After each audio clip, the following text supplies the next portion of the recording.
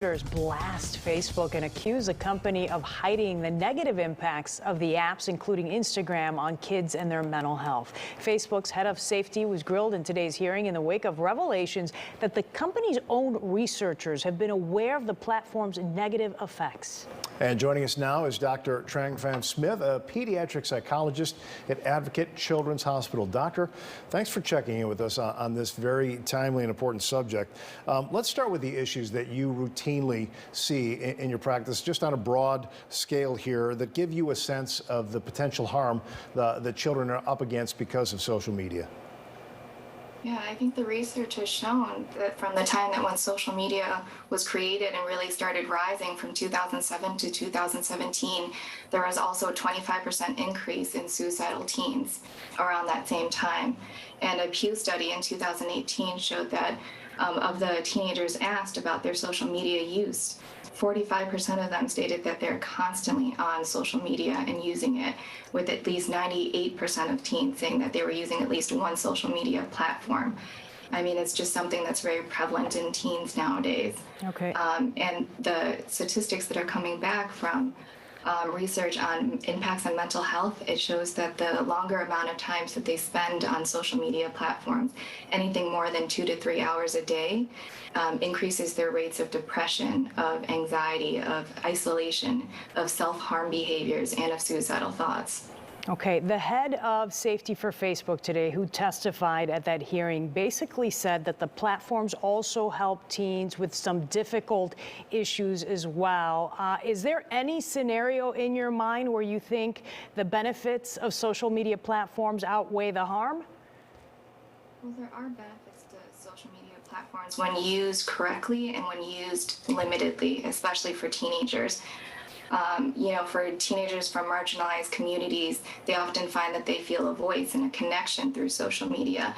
But again, that connection can be used upon them if they use it extensively and for longer than needed. That lends itself to more personal exposure, to doing things they normally wouldn't do, like sharing personal photos or personal information that may expose them to cyberbullying later on. And I know you were listening to some of that testimony here. One senator compared Instagram to Big Tobacco. Another staff member posed as a 13-year-old girl and then was immediately referred to suggested pages, extreme dieting and self-harm. So what did you make of that testimony and the way that they, as Lourdes sort of alluded to, tried to spin it?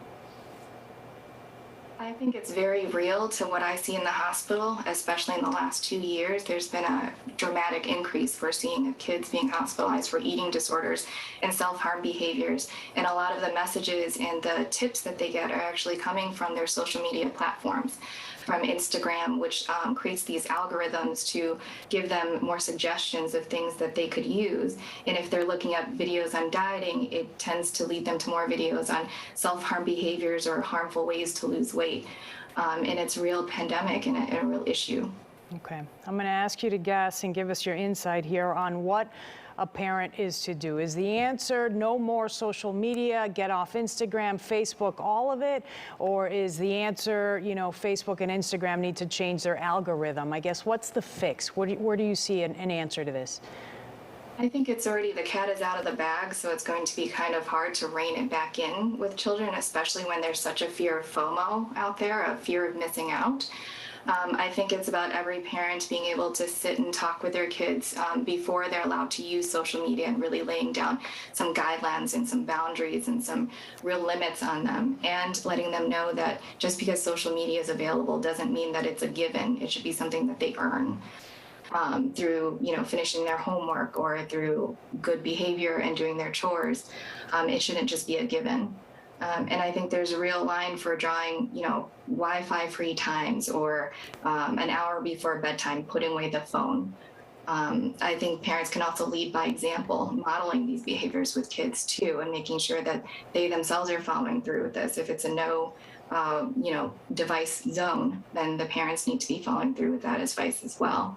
And I think monitoring, depending on the child's age, the younger they are, the more the parents should monitor. And monitoring is different than, spying. So having those very upfront and clear conversations with their children about what they're looking for, if they see anything concerning, bringing that up right away and talking about it.